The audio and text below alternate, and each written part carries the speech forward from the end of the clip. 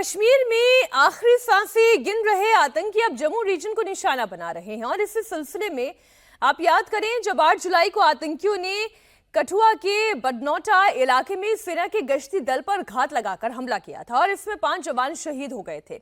इसके 7 दिन के बाद ही कठुआ से सटे हुए डोडा में एनकाउंटर हुआ जिसमें हमारे 5 जाबाजों की शहादत हुई। एक के बाद एक इस पूरे रीजन को जम्मू रीजन जो कि शांत रीजन कहा जाता था, बार बार वहां पर इसे अनसेटल करने की कोशिश की जा रही है।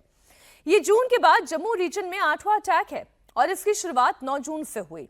अब आतंकियों ने रियासी में श्रद्धालुओं की बस को टारगेट किया। इसके बाद 10 श्रद्धालुओं की मौत की खबर सामने आई।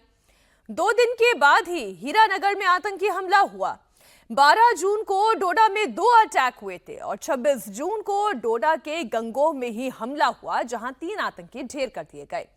8 जुलाई को कठुआ में सेना के एक ट्रक पर हमला किया गया। तो आप एक पैटर्न देखेंगे जो डोडा रीजन में जम्मू रीजन में लगातार आतंकियों के हमला होना, फिर चाहे वो श्रद्धालुओं को निशाना बनाना हो, सेना के जवानों को निशाना बनाना हो, गश्ती दल को निशाना बनाना हो, एक तरीके का पैटर्न दिखाई दे रहा है। जम्मू रीजन की बात करें तो केवल डोडा में ही 34 दिन के अंदर अंदर ये 5वां एनकाउंटर है। 11 जून को पहली मुठभेड़ हुई, 6 जवान घायल हुए। 12 जून को दूसरी मुठभेड़ हुई, इसमें एसओजी के जवान जख्मी हुए। 26 जून आते आते तीसरी मुठभेड़ हुई जब 3 आतंकवादियों को ढेर किया गया। 9 जुलाई को चौथी मुठभेड़ में आतंकी मौके से भागने में कामयाब रहे। 15 जुलाई को 5वीं मुठभेड़ हुई जब सेना के 5 जवान शहीद हो गए। अब ये तो साफ नजर आ रहा है कि आतंकियों के निशाने पर जम्मू का इलाका है। ये वो इलाका है जहां पर हिंदुओं की आबादी बहुलता में है और यहां पर इसके पहले भी आतंकी हमले नहीं हुए थे। दरअसल आतंकी सबसे ज्यादा कश्मीर के बारामूला इन इलाकों को निशाना बनाया करते थे। वहां पर एक तरीके का अनसेटलमेंट आपको दिखाई देता रहा, लेकिन हाल के दिनों में आप देखें कि आतंकियों ने अपना रोल जो है वो बदलते हुए अब कश्मीर की जगह जम्मू को टारगेट करना शुरू कर दिया है। हालांकि सेना भी लगातार आतंकियों को चुन चुन कर मार गिरा रही है। सुरक्षा बलों की बड़े पैमाने पर तैनाती की जा रही है। हमारे सहयोगी मनीष प्रसाद इस खबर पर जुड़ गए हैं। मनीष, ये जो जम्मू रीजन को निशाने पर बार बार लिया जा रहा है, इसके पीछे कारण क्या समझ में आ रहा है? सेना की तरफ से अभी तक क्या कोई ब्रीफिंग दी गई है?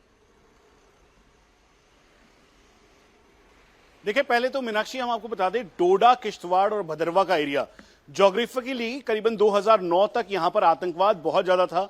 भारतीय सेना ने यहां से आतंकवाद का सफाया किया और फिर उसके बाद जब अप्रैल 2020 में चाइना के साथ फेस ऑफ हुआ तो यहां से जो भारतीय सेना की एक यूनिट थी, मतलब एक पूरा डिवीजन था, उसको उठा के लाइन ऑफ एक्चुअल कंट्रोल पे भेजा गया। तो एक गैप और वैक्यूम बना और उस वैक्यूम को फिल करने के लिए भारतीय सेना की जो पोस्टें थी उनको स्कैटर्ड किया गया।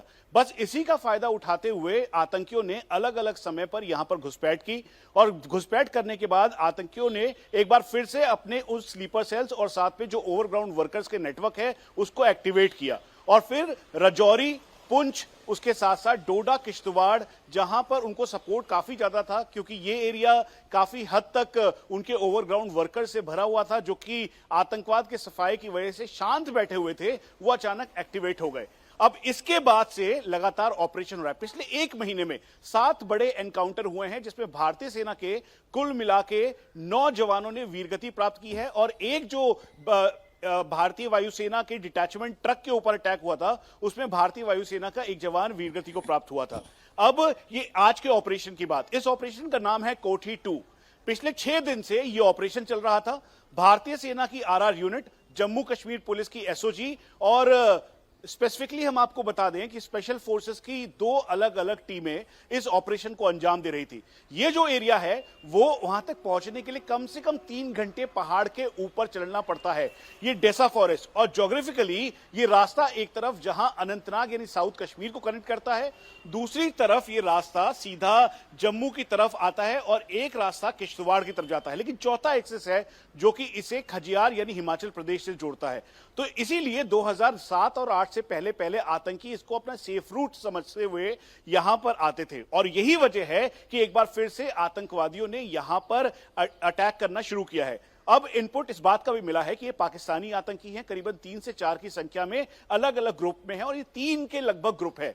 एक ग्रुप आपको गंदो का एनकाउंटर याद होगा जिसमें आतंकियों को ढेर किया था भारतीय सेना ने, उसके बाद से लेकर अभी तक लगातार स्पॉटिंग की जा रही है क्योंकि ये पहाड़ की ऊंचाइयों पर है। पिछले 6 दिनों से चारों तरफ से घेराबंदी करके एग्रेसिव ऑपरेशन किया जा रहा है। अभी एक ऑफिसर साथ में 4 जवान वीरगति। बिल्कुल मनीषा बने रहे हमारे साथ। राही कपूर इस वक्त ऑन लोकेशन मौजूद हैं, इस वक्त जहां पर सघन सर्च ऑपरेशन चलाया जा रहा है। राही, हमने पिछली 2 घटनाओं में देखा आतंकियों ने अपने मंसूबों को अंजाम दिया और उसके बाद फिर वो घने जंगलों में गायब हो गए। सर्च ऑपरेशन चलाया जा रहा है।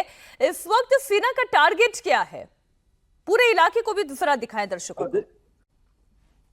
देखिए मीनाक्षी, मैं इस तरफ जो है वो आपको दिखाने का प्रयास करूंगा कि ये जो इलाका है, ठीक इसी इलाके में अगर नीचे की बात करें तो यहाँ पर एक महा ऑपरेशन जो है वो चल रहा है। इस इलाके में अगर आप इस तरफ देखेंगे तो इस तरफ सामने एक ये कच्चा हाउस जो नजर आ रहा है, यही डोक्स होती है कि इन इलाकों में इन्हीं डोक्स का सहारा लेकर आतंकी छिपते हैं, क्योंकि इन डोग्स का इस्तेमाल जो गुज्जर बकरवाल होते हैं अपनी भेड़ बकरियों के लिए यहाँ पर करते हैं। और जब वो यहाँ से माइग्रेट कुछ समय के लिए जाते हैं तो आतंकी इन्हीं जो है वो डोग्स का सहारा लेते हैं। तो ये पूरा जंगल का इलाका आप देख सकते हैं जो कि एक डेंस फॉरेस्ट है। और आतंकी सेना के साथ जब उनका सामना होता है उस दौरान फायरिंग के दौरान 4 जवान जो है वो शहीद हो जाते हैं और उसके बाद आतंकी इन्हीं जंगलों में जो है वो छिप जाते हैं। और ये इलाका इसलिए भी काफी हाइट वाला इलाका है और यहाँ पर सुबह से सेना के हेलीकॉप्टर के जरिए उन आतंकवादियों की तलाश लगातार जारी है जिन आतंकवादियों ने कल सुरक्षा बलों पर यानी भारतीय सेना पर जो है बिल्कुल राही, हम ये उम्मीद करते हैं कि जल्द से जल्द आतंकियों को उनके अंजाम तक पहुंचाया जाएगा।